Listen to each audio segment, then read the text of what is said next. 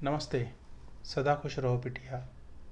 मैं JBN doctor L के Sharma, professor ज्योति विद्यापीठ महिला विश्वविद्यालय जयपुर। आज का हमारा विषय है भारत में प्रधानमंत्री। सैद्धांतिक रूप से अगर देखा जाए तो समस्त कार्यपालिका शक्ति राष्ट्रपति में निहित होती है, जबकि यथार्थ में कार्यपालिका की वास्तविक सत्ता प्रधानमंत्री में उसके मंत्रिपरिषद के साथ निहित होती है। दूसरे रूप में हम ये कह सकते हैं कि प्रधानमंत्री जो है वो वास्तविक कार्यपालिका का प्रमुख है तथा राष्ट्रपति नाममात्र कार्यपालिका का प्रमुख है।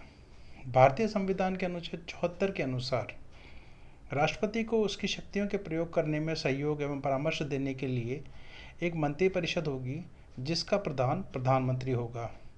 परंतु 44वें संविधान संशोधन अधिनियम द्वारा यह व्यवस्था की गई कि मंत्रिपरिषद द्वारा दी गई सलाह को राष्ट्रपति पुनः विचार के लिए वापस भेज सकता है, परंतु ऐसे पुनर्विचार के बाद भी की गई सलाह को राष्ट्रपति मानने के लिए बाध्य होगा। प्रधानमंत्री की नियुक्ति किस प्रकार से होती है? प्रधानमंत्री की नियुक्ति राष्ट्रपति के द्वारा की जाती है, परंतु व्यवहार में राष्ट्रपति लोकसभा के बहुमत दल के नेता को प्रधानमंत्री पद पर नियुक्त करते हैं। प्रधानमंत्री की सलाह पर अन्य मंत्रियों की नियुक्ति होती है, राष्ट्रपति द्वारा की जाती है। जब लोकसभा में किसी एक दल या घटक को स्पष्ट बहुमत प्राप्त ना हो तो राष्ट्रपति स्वविवेक से ऐसे व्यक्ति को प्रधानमंत्री नियुक्त करता है जो लोकसभा में अपना बहुमत सिद्ध कर सके।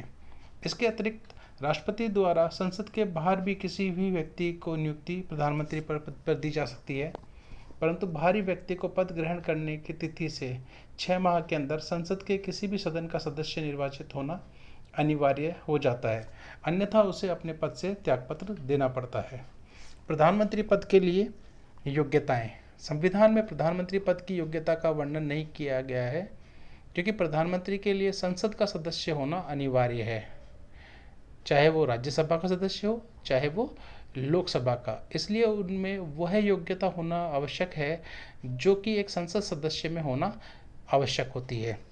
जैसे वह भारत का नागरिक होना चाहिए, 25 वर्ष की आयु पूर्ण कर चुका होना चाहिए, लाभ के पद पर नहीं होना चाहिए, पागल दिवालिया नहीं होना चाहिए, साथ ही साथ उसमें कर्तव्य निर्वहन करने की क्षमता होनी चाहिए। प्रधानमंत्री का कार्यकाल एवं अवधि। प्रधानमंत्री का कार्यकाल 5 वर्ष का होता है, परंतु उसका कार्यकाल लोकसभा के बहुमत के समर्थन पर निर्भर करता है। यदि लोकसभा में स्पष्ट पूर्ण रूप से बहुमत 5 वर्ष से पहले नहीं हो पाता है तो उसे अपने पद से त्यागपत्र देना पड़ता है। या दूसरे शब्दों में कह सकते हैं कि लोकसभा में बहुमत खो देने तथा अविश्वास प्रस्ताव पास हो जाने पर प्रधानमंत्री को अपना त्यागपत्र देना पड़ता है। प्रधानमंत्री का त्यागपत्र संपूर्ण मंत्रिमंडल का त्यागपत्र समझा जाता है। चौधरी चरण सिंह, इंद्र कुमार गुजराल, अटल बिहारी वाजपेयी को अविश्वास प्रस्ताव के कारण त्यागपत्र देना पड़ा था। ये प्रमुख प्रधानमंत्री हैं जिनको कि अविश्वास प्रस्ताव के कारण अपना त्यागपत्र देना पड़ा था। प्रधानमंत्री के कार्य एवं शक्तियाँ। प्रधानमंत्री के कार्य एवं शक्तियों को हमने विभिन्न भागों में बांटा है। प्रथम, मंत्रिपरिषद के संबंध में प्रधानमंत्री के मुख्य कार्य निम्न प्रकार हैं। मंत्री नियुक्त करने हेतु अपने दल के सदस्यों के नाम राष्ट्रपति को सुझाता है। राष्ट्रपति केवल उन्हीं लोगों को मंत्री बना सकता है जिनके नामों की सिफारिश प्रधानमंत्री करता है। यह निश्चित करता है कि किस मंत्री को कौन सा विभाग दिया जाएगा और वह उनको आवंटित विभागों में फेरबदल भी कर सकता है। वह मंत्रिपरिषद की बैठक की अध्यक्षता भी करता है और अपनी मर्जी के हिसाब से निर्णय बदल भी सकता है। वह किसी मंत्री को त्यागपत्र देने और उसे बर्खास्त करने की सलाह राष्ट्रपति को दे सकता है। वह सभी मंत्रियों की गतिविधियों को नियंत्रित और निर्देशित भी करता है। वह अपने पद से त्यागपत्र देकर पूरे मंत्रिमंडल को बर्खास्त करने की सलाह भी राष्ट्रपति को दे सकता है, अर्थात वह राष्ट्रपति को लोकसभा भंग कर नए सिरे से चुनाव करने की सलाह भी दे सकता है। इसके साथ साथ ही संपूर्ण मंत्रिपरिषद का उत्तरदायित्व भी प्रधानमंत्री के ऊपर ही होता है। नियुक्तियों के संबंध में अधिकार। प्रधानमंत्री द्वारा राष्ट्रपति को निम्न अधिकारियों की नियुक्ति के संबंध में सलाह या राय देने का अधिकार है। प्रथम, भारत के नियंत्रक एवं महालेखा परीक्षक, भारत का महान्यायवादी, भारत का महाधिवक्ता, संघ लोक सेवा आयोग का अध्यक्ष एवं उसके सदस्यों का चुनाव, चुनाव आयुक्तों का चुनाव, वित्त आयोग का अध्यक्ष तथा सदस्यों का चुनाव। संसद के संदर्भ में अधिकार। प्रधानमंत्री निचले सदन अर्थात लोकसभा का नेता होता है। वह निम्न शक्तियों का प्रयोग संसद के संदर्भ में करता है।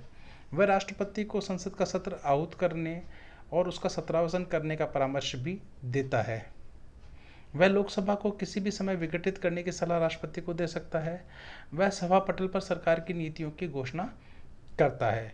इसके साथ साथ ही संसद का प्रथम सत्र, जो कि सरकार के गठन के बाद सर्वप्रथम होता है, उसको संबोधित भी राष्ट्रपति द्वारा किया जाता है।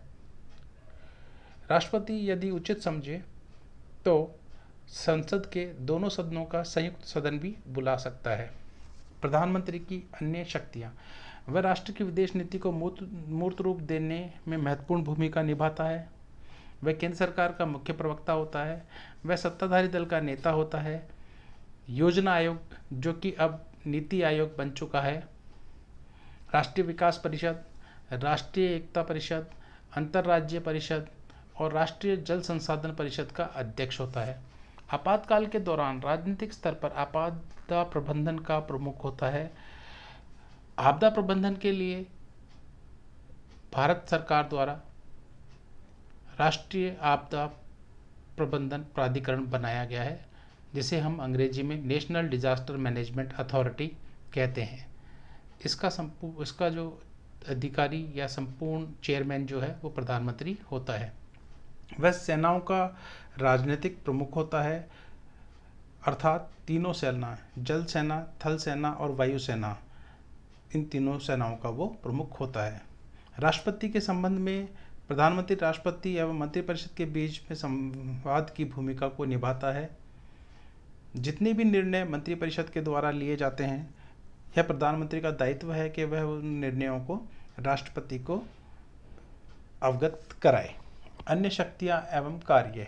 प्रधानमंत्री की उपरोक्त भूमिका के साथ साथ अन्य भूमिकाएं भी है, जैसे राष्ट्र की विदेश नीति को मूर्त रूप देना, केंद्र सरकार का प्रमुख प्रवक्ता, सेनाओं का राजनीतिक प्रमुख,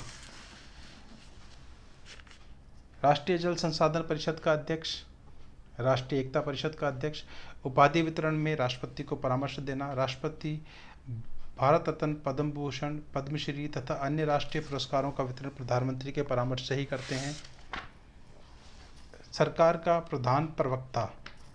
संसद में, देशों में और विदेशों में प्रधानमंत्री सरकार की नीतियों को अधिकृत करता है।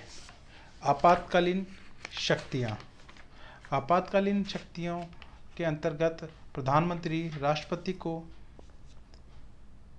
सलाह देता है। युद्ध प्रारंभ करने के संबंध में निर्णय लेने के लिए राष्ट्रीय सुरक्षा, विजय पराजय का पूर्ण रूपेण उत्तरदायित्व प्रधानमंत्री के पास ही होता है। अंतर्राष्ट्रीय जगत में भारतीय प्रतिनिधित्व। प्रधानमंत्री अंतर्राष्ट्रीय जगत में भारत का प्रतिनिधित्व करता है। विदेश नीति संबंधी निर्णय करता है।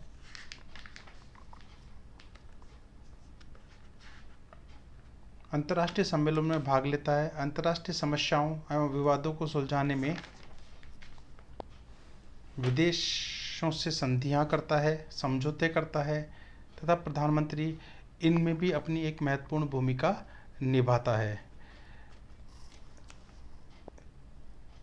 प्रधानमंत्री राजनीतिक प्रमुख के रूप में भी अपनी सेवाएं सरकार को प्रदान करता है। ये सब प्रधानमंत्री के विषय में एक महत्वपूर्ण जानकारी थी। यदि आपको कोई भी परेशानी है तो अपना कमेंट अपने कमेंट बॉक्स में लिखें। धन्यवाद।